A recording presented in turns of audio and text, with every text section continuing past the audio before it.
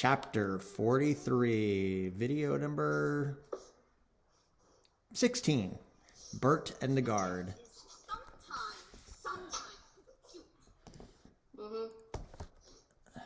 Mute some kids.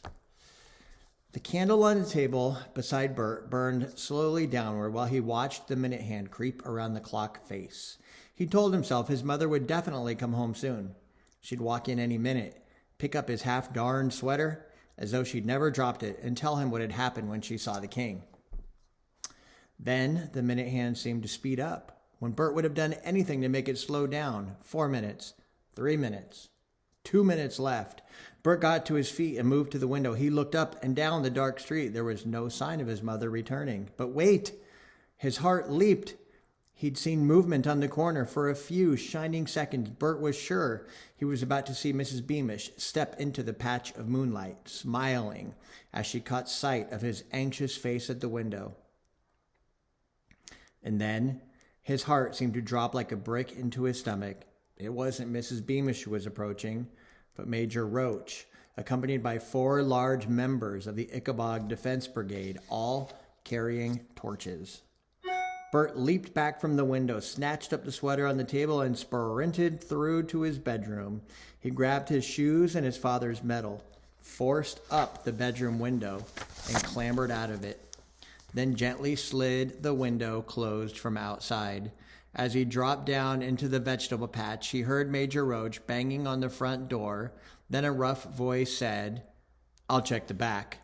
Bert threw himself flat in the earth behind a row of beetroots, smeared his hair fair with soil, and lay very still in the darkness. Through his closed eyes, he saw flickering light. A soldier held his torch high in hopes of seeing Bert running away across other people's gardens. The soldier didn't notice the earthy shape of Bert concealed behind the beetroot leaves, which threw long, swaying shadows. "Well, he hasn't got out this way," shouted the soldier. There was a crash, and Bert knew Roach had broken down the front door. He listened to the soldiers opening cupboards and wardrobes. Bert remained utterly still in the earth because torchlight was still shining through his closed eyelids. Maybe he cleared out before his mother went to the palace. "Well, we've got to find him," growled the familiar voice of Major Roach. "He's the son of the Ickabog's first victim. If Bert Beamish starts telling the world the monster's a lie, people will listen. Spread out and search. He can't have gotten far. And if you catch him," said Roach as his men's heavy footsteps sounded across the Beamish's wooden floorboards, "kill him. We'll work out our stories later." Bert lay completely flat and still, listening to the men running away up and down the street. And then a cool part of Bert's brain said, "Move." He put his father's medal around his neck, pulled on the half-darned sweater, and snatched up his shoes, then began to crawl through the earth until he reached a neighboring fence, where he tunneled out enough dirt to let him wriggle beneath it. He kept crawling until he reached a cobbled street, but he could still hear the soldiers' voices echoing through the night as they banged on doors, demanding to search houses, asking people whether they'd seen Bert Beamish, the pastry chef's son. He heard himself described as a dangerous traitor. Bert took another handful of earth and smeared it over his face. Then he got to his feet and, crouching low, darted into a dark doorway across the street.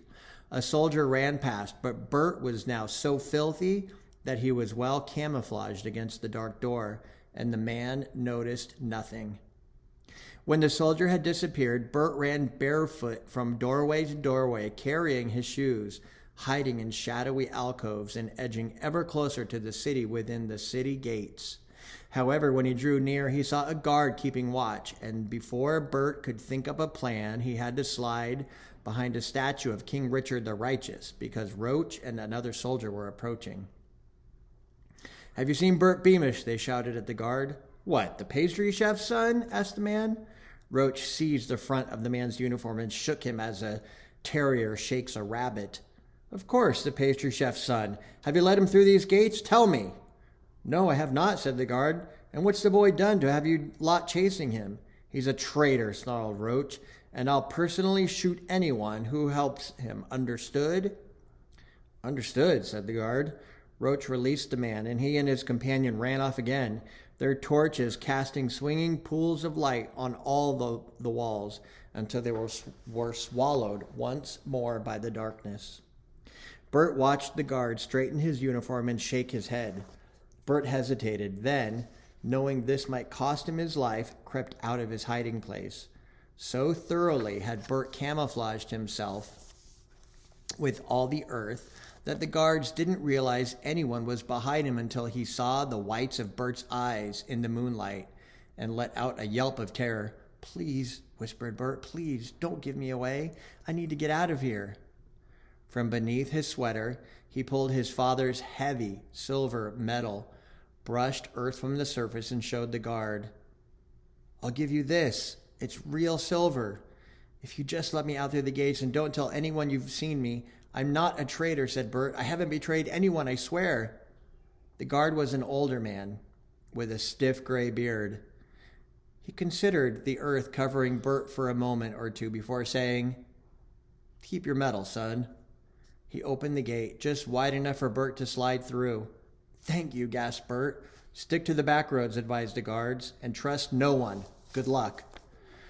Chapter 44, Mrs. Beamish Fights Back. While Bert was slipping out of the city gates, Mrs. Beamish was being shunted into a cell in the dungeons by Lord Spittleworth. A cracked, reedy voice nearby sang the national anthem in time to hammer blows. "Be quiet," bellowed Spittleworth toward the wall. The singing stopped. "When I finish this foot, my lord," said the broken voice, "will you let me out to see my daughter?"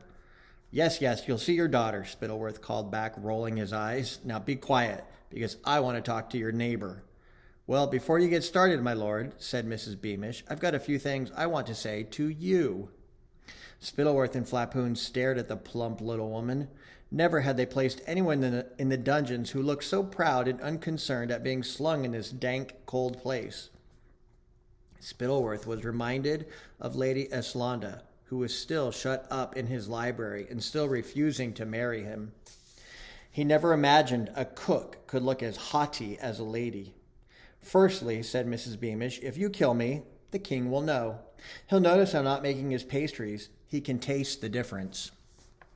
"That's true," said Spittleworth with a cruel smile. "However, as the king will believe that you've been killed by the Ickabog, he'll simply have to get used to his pastries tasting different, won't he?" "My house lies in the shadow of the palace walls," countered Mrs. Beamish. "It will be impossible to fake an Ickabog attack without waking up 100 witnesses." "That's easily solved," said Spittleworth. "We'll say you were foolish enough to take a nighttime stroll down by the banks of the river Fluma, where the Ickabog was having a drink." "Which might have worked," said Mrs. Beamish, making up a story off the top of her head, "if I hadn't left certain instructions to be carried out if word gets out that I've been killed by the Ickabog." "What instructions? And whom have you given them to?" said Flapoon. "Her son, I dare say," said Spittleworth. "But he'll soon be in our power. Making a note, Flapoon. We only kill the cook once we've killed her son."